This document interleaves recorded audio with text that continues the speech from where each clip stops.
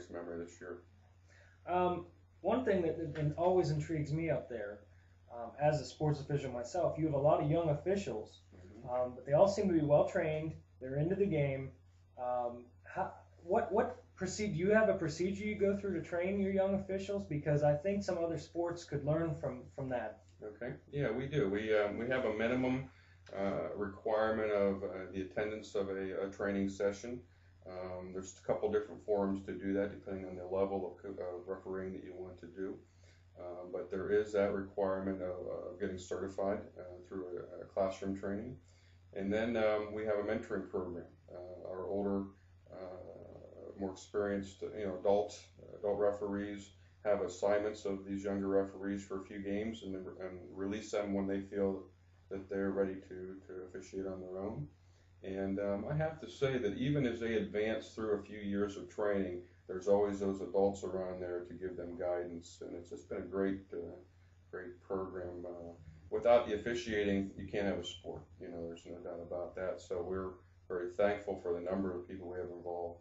And I would like to make mention of Claire Panabaker, who has been around soccer for more years than I know, and certainly been instrumental in the development of our officiating over the years. He's trained countless numbers of young officials and has officiated probably maybe 1,000 games. I mean, he's just been around that long and has stayed with us, and we owe him a lot of gratitude for what he's done for our association and staying with the program. Very good. I'm glad to hear that somebody's up there that's been able to get that route in officiating.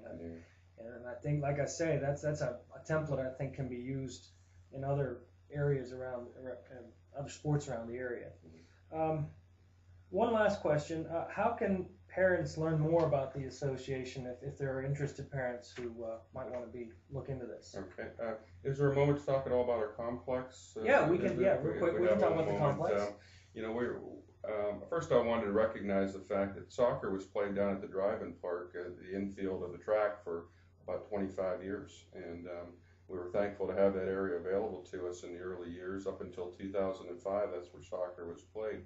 As our programs expanded and as they were doing a little more infrastructure in the infield, for the stage purposes, it became a little more difficult for us to continue to play down there. So there was a group that formed to find fields, find a field location, as well as to go out and do some capital campaigning and grant writing. And through their efforts in the early 2000s, we were able to purchase property, develop it, and start play up there in 2005. Of course, that is located in the Fletcherville area behind the Armory.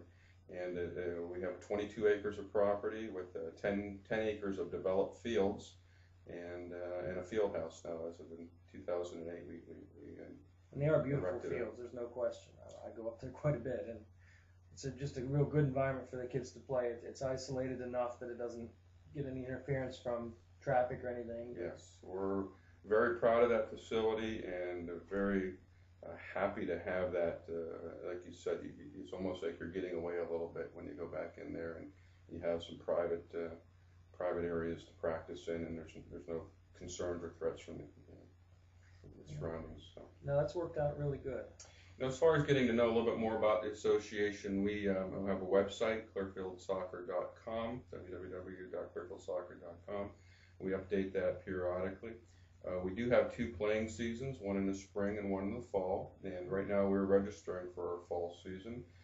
The next registration is this coming Saturday morning, which would be August 1st, I believe, at Gym Sports Center from 9 to noon, and that is our last registration. So if you miss that, then you can go online and to our web address and register. How much does it cost? I mean, I know you said the shin guards are pretty much the only cost, but for the registration per team, I know there's a small fee. What is it generally? Yeah, Pee-wees start at $20 per team, and with that, they get the soccer shirt, and then as that goes through the ages, it can get as high as $45 to register for a team. That also includes our insurances that we need to have through our association's affiliate. Still very reasonable, very reasonable. And we try to keep it down in a reasonable amount, largely through the fundraising activities that we do. And also, we do soccer cards that the kids themselves sell in the spring season. We have a dinner dance. We sell apparel. We do as much as we can to try to keep our registration costs down. Very good. Well, I want to thank you for your time today. Thank you for coming in, and wish you the best of luck with the association, and I'm sure I'll see you up at the field. Thank you, Dave. Thank you very much.